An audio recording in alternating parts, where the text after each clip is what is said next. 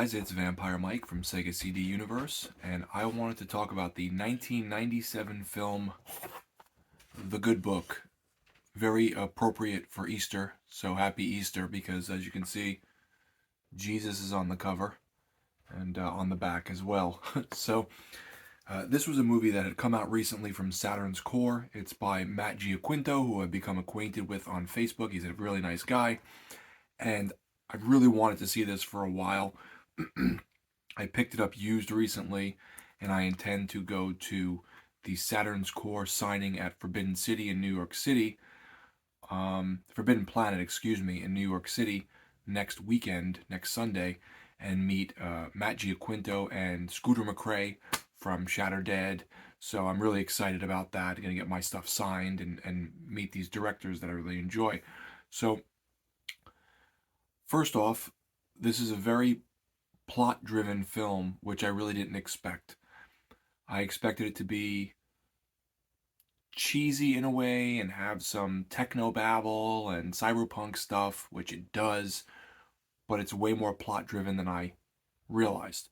So the movie, I think I mentioned, was from 1997. It was released recently, and it's about this character named Joseph, which, you know, the son of the father of Jesus.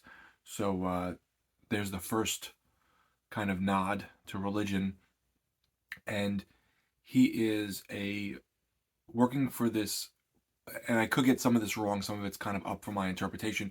He's working for this government agency who controls all of the internet and the computers in the world.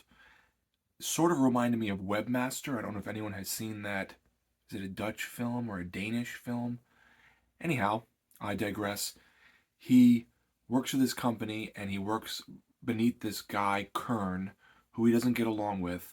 And it comes out throughout the film, the reason they don't get along is because he sort of set Kern up, and he also, at the time, years ago, had created, by mistake, a virus which started affecting his computer at work. And he's now a computer repair technician for this agency. Meanwhile, everyone is sort of stuck in their homes and just glued to the internet. Prophetic, huh? So they're glued to the internet. There's no cell phones or at least smartphones at this point, but again, very prophetic by Matthew Giaquinto. And he's going house to house fixing people's computers. Something to do with, I think, the ozone layer. And if you go outside of your home or go too far or stay out too long, I forget what the reasoning is, you turn into a zombie and try to kill people. So again, lots of little sort of religious tie-ins, as well with the whole zombie thing, being stuck to your computer and not leaving your house, and, you know, everything like that. So as he goes on these calls, and some of them are slightly humorous, he starts seeing and hearing Jesus, or I guess it's God. I don't know. They always say God and Jesus are sort of intertwined, and Jesus is the son of Joseph, but also the son of God. I'm not overly religious in regards to the Bible. So he starts to see these visions of God, or who he thinks is God, and they start saying they want to get rid of the internet, that it was a mistake, which is funny because, again, people say that now, that it's done more harm than good.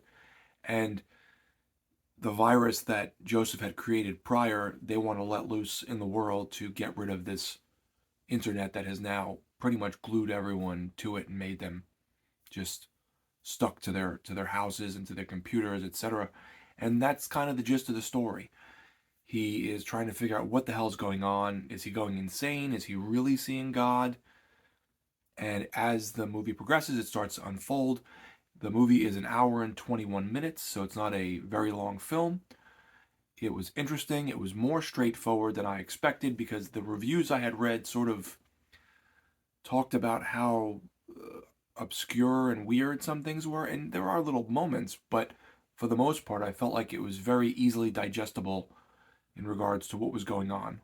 Though, as I said, some of it is a little bit up for interpretation. I enjoyed the movie. as I said at the beginning of the video, it was more plot driven than I realized. I thought it was going to be a little more artistic or artsy fartsy, if you will, to where there's maybe David Lynch type things happening, or Limbo, or other kind of low budget movies where things are happening and you're not really able to grasp what's happening, but they mean something in a symbolic sort of way. The symbolism is there, but it's a little more in your face.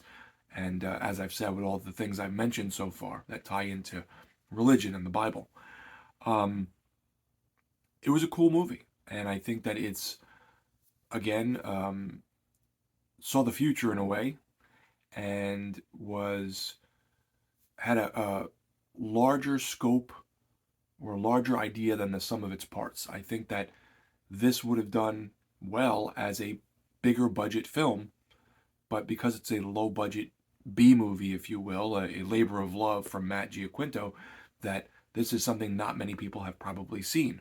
It doesn't have a lot of reviews on Letterboxd or on IMDb, though it has more now that the Blu-ray has come out.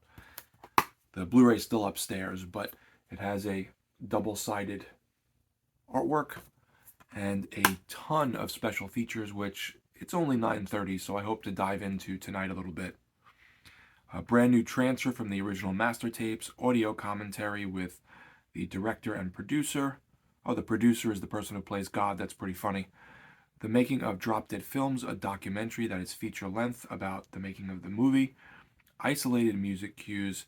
Vampire Girlfriend Roommates Part 5, which is a TV show in or a movie in the movie. Drop Dead Films Trailer Vault, behind the scenes stills, between time an animated trailer written by Barry Gertson, who is the guy who played God. The Day I Met My Mother, a short film by Matthew Giaquinto. Finding Destiny, a short film by Matthew Giaquinto. Bad Feelings, a short film by Matthew Giaquinto. Reversible cover art, which I've mentioned, and English subtitles. And that's just packed to the gills with extras. And I love when they include second features or short films. Trying to think if there's anything on the back I wanted to mention. It's a shot on video film, so you have to like shot on video features. And a lot of the names attached to this are pretty remarkable. Author Barry Gertson, who plays God, worked on something called The Between Time. And Matthew Giaquinto worked on The Daily Show and Spider-Man, and he's a 3-time Emmy Award-winning director. I had no idea. It says here it's a prophetic and imaginative techno-horror epic to arise from 90s micro-budget underground. And I think that's a good way to put it. It also has Bob Dorian from The Evil Dead, special makeups artist Fred Kramer from John Wick 3 and Vanilla Sky, and an energetic soundtrack featuring Saigon Kick and American Standard. It's a mashup of inventive plot, twists, practical splatter effects, and genuine atmospheric scares. I wouldn't say it's a scary film. Some of the special effects are cool, but they aren't really throughout the whole film. Again, it's much more story focused. I liked it. I thought it was a cool movie. I thought it hits a bunch of boxes for me with the cyberpunk type of stuff and the futuristic stuff and all that. I liked it. I think Matt did a good job on this. I look very forward to meeting him next week. And that's about it. If you like shot on video, more serious with a little bit of a goofiness to it, or a little bit of a lower budget feel to it. Well, it definitely feels lower budget. I take it back. But, it's, again, the story and the idea is pretty big compared to, being able to put in a micro budget lens. Keep that in mind. So let me know, guys, if you've seen The Good Book, what you thought of it, and leave a comment down below if you've seen it or if you're going to watch it or whatever you think. Happy Easter. Thanks, guys, for watching. It's Vampire Mike from Sega CD Universe. Be good.